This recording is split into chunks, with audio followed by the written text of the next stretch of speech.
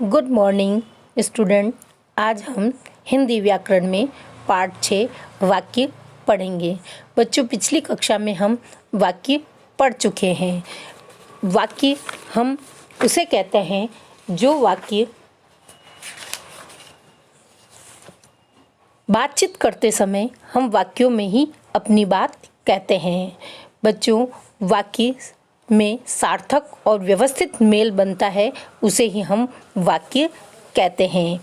वाक्य की परिभाषा है, शब्दों के सार्थक और व्यवस्थित समूह को ही हम वाक्य कहते हैं। जैसे हमें प्रतिदिन व्यायाम करना चाहिए। इसी के आधार पर हमने वाक्य को 2 भेद बताए गए। पहला उद्देश्य और दूसरा विधेय।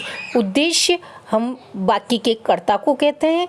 वह जैसे राम ने रावण को मारा, राम कर्ता हुआ, वही उसका उद्देश्य कहलाता है। विधेय कर्ता के बारे में वाक्य में जो कुछ कहा जाता है वही वाक्य के विधेय कहलाता है।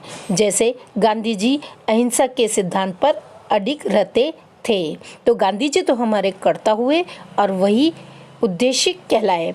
और वाक्य अहिंसा के सिद्धांत पर अडिग रहते हैं, वह हमारा विधेय कहलाया। बच्चों, इसी के आधार पर हमारा वाक्य विग्रह बताया गया कि वाक्य विग्रह को 5 घटकों में बताया गया। पहला है कर्ता, दूसरा कर्म, तीसरा क्रिया, चौथा पूरक, पांचवा विस्तार। बच्चों, इन्हीं के आधार पर हमने पढ़ा था कि कर्ता जो कार्य करने वाला है, कर्म जो क्रिया का प्रभाव जिस पर पड़ता है, और क्रिया जो कार्य हो रहा है वही कहलाती है। पूरक कर्ता क्रिया को पूर्ण करने वाला होता है, और विस्तारक जो कार्य कर्ता कर्म क्रिया को विस्तार देने वाला होता है, उन्हें ही हमें विस्तारक कहा है। ये सब हम अगली कक्षा में पढ़ चुके हैं। अब आज हम वाक्य के भेद पढ़ेंगे। प्रयोग के आधार पर वाक्य के 2 भेद बताए हैं, जिसमें अर्थ के आधार पर और संरचना व बनावट के आधार पर। अर्थ के आधार पर हमने वाक्य पढ़ा। अर्थ के आधार पर 8 भेद बताए हैं। पहला हमारा है विधानवाचक वाक्य।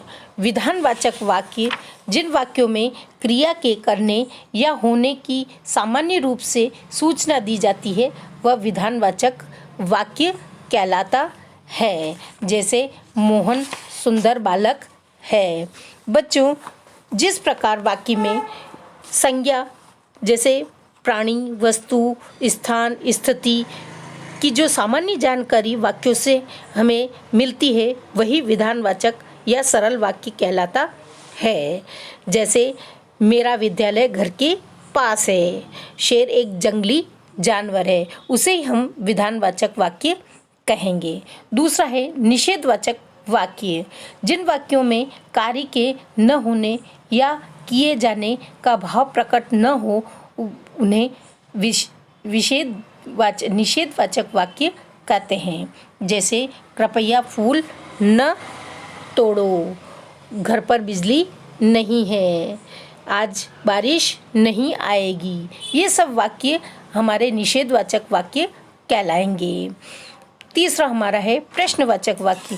जिन वाक्यों से किसी भी प्रकार की प्रश्न पूछे जाने का बोध होता है, वह वाक्य प्रश्नवाचक वाक्य कहलाते हैं।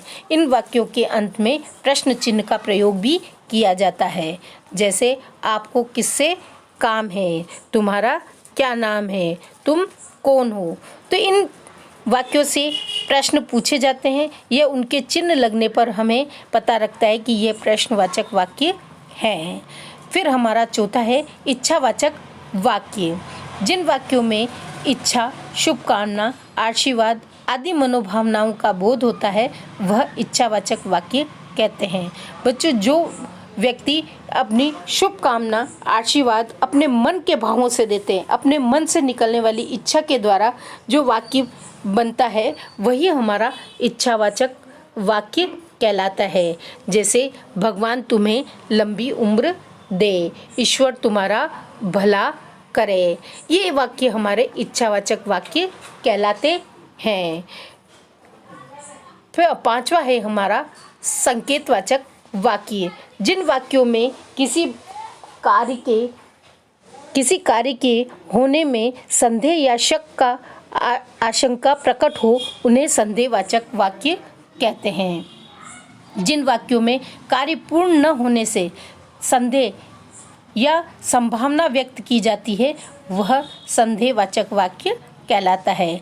जैसे संभवतः वह कल आएगा, शायद कल बारिश होगी। तो इस तरह के वाक्य संदेहवाचक वाक्य कहलाते हैं।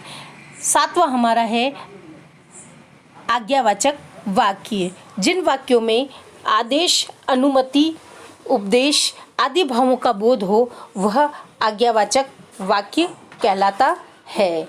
जैसे अब आप जा सकते हैं, मुझे एक गिलास पानी चाहिए। यह हमारा आज्ञावाचक वाक्य कहलाएगा। आठवां हमारा है विस्मयादिबोधक वाक्य। विस्मयवाचक वाक्य।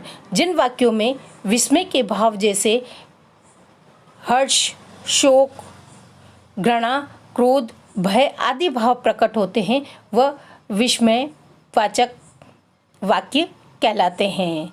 जैसे आहा, कितना सुंदर दृश्य है। हाय, यह क्या हो गया। छी, कितना गंदा पानी है। बच्चों, इसी के आधार पर हमने दूसरा संरचना एवं बनावट के आधार पर विभाजन किया। संरचना व बनावट के आधार पर 3 भेद हैं। पहला है सरल वाक्य, दूसरा संयुक्त वाक्य, तीसरा है मिश्र वाक्य या मिश्रित वाक्य। पहला है सरल वाक्य। वह वाक्य में जिसमें एक ही उद्देश्य हो और एक ही विधेय होता है, वह सरल वाक्य कहलाता है। जैसे गुंजन ध्यान से पढ़ रही है, बच्चे विद्यालय जा रहे हैं, रोहन की बहन डॉक्टर है। ये सब सरल वाक्य कहलाएंगे।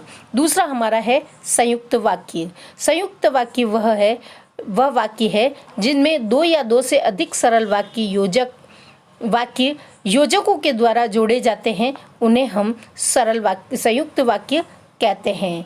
जैसे और, एवं, तथा या अथवा, इसलिए, किंतु, परंतु, तो, नहीं, लेकिन, पर आदि योजकों द्वारा जो वाक्य को जोड़कर बनाए जाते हैं, वही हमारा संयुक्त वाक्य कहलाता है। या तो तुम जाओ या मैं जाऊं, मैंने सांप देखा और मैं डर गया। इन तरह के वाक्य हमारे संयुक्त वाक्य कहलाते हैं। तीसरा हमारा है मिश्रित वाक्य।